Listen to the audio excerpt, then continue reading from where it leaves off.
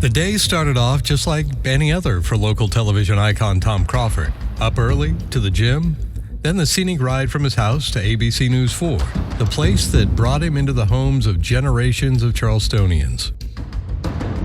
Who knew that the place where he counted on being seen every day was the last place he'd ever be seen, and that a series of strange occurrences would leave TV's Tom Crawford unaccounted for, and the reputation of a much-beloved radio station mascot in jeopardy.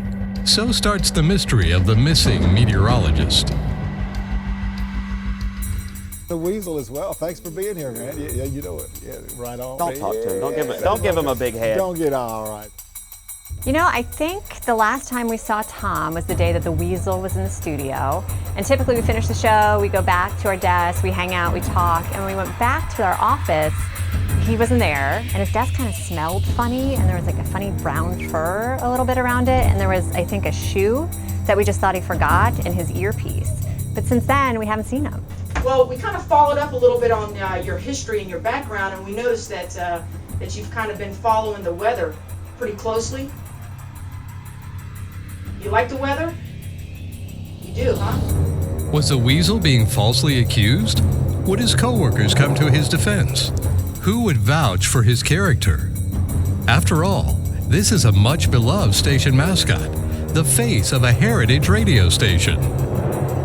So yeah, he was really like getting a problem like with the weather and everything. He was like looking at it constantly, 10 tabs up, and like one would be for Charleston, one would be for North Charleston, and it'd be like, dude, it's almost the same weather. Like, I don't even know why you're looking at two different maps. It's like, he had so many, and he'd just close them out real quick if you walked up on him. I wasn't with him the whole day.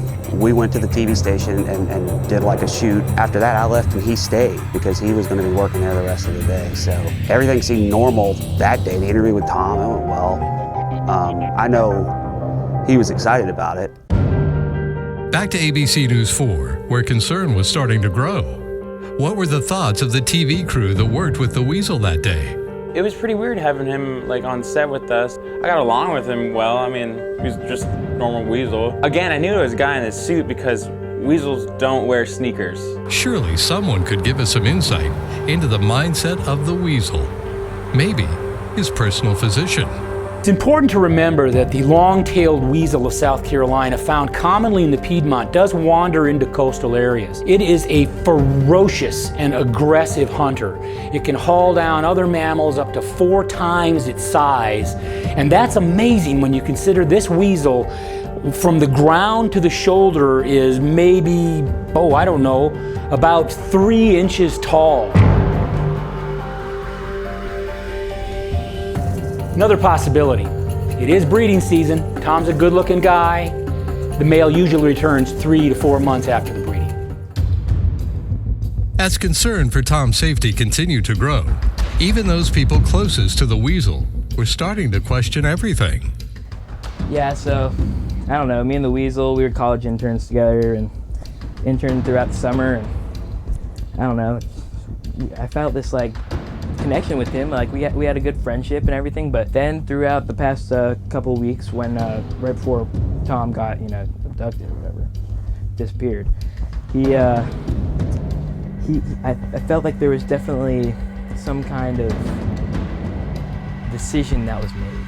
To say that I didn't have some concerns, I mean, that would be a lie. Just overall, because of the shrine to Tom Crawford that he has at his cubicle. He has all of the seasons of Low Country Live on DVD, all of them. And he's always going around going, "Hey Tom, how's the weather?"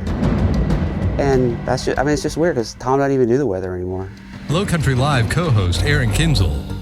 Typically I can text Tom or I call Tom or we coordinate outfits every day, and he hasn't responded to anything. So that's kind of what's been the most cause for concern. The Weasel's only concern was clearing his name.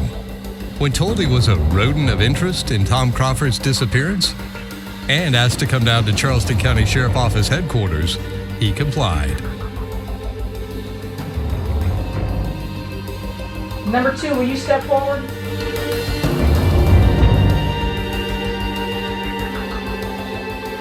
Is that what you saw? Yes. However, after being placed in an interrogation room, detectives decided to let him sit a while as they monitored his behavior from another room.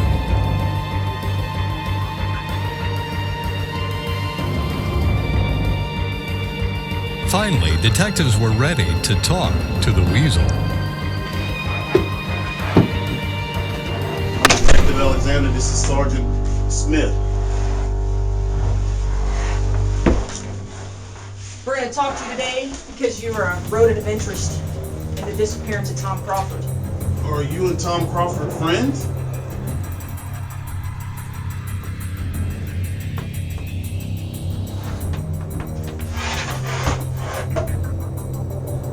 So, where can we find Tom Crawford at right now?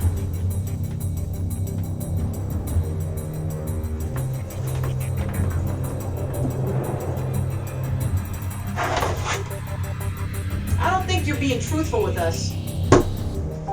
I don't believe that you're being truthful with us. I think that you need to tell us the truth about where he was the last time that you saw him and what you were doing. Why would your fur be on his desk? You're not gonna weasel out of this one. All right? All right, you sure you don't want to talk to us? Okay. Okay. All right. With no real evidence, detectives were forced to release the weasel. The mystery continues. Is Tom just off on a scheduled vacation? Or did something more sinister happen? No one knows. Or do they? And being an intern with him was just like, you know, high pressure system, low pressure system, high pressure system, sometimes high pressure system, low pressure system at the same time. And then, you know, you just end up in that cone of uncertainty, you know, you just never know what's gonna happen.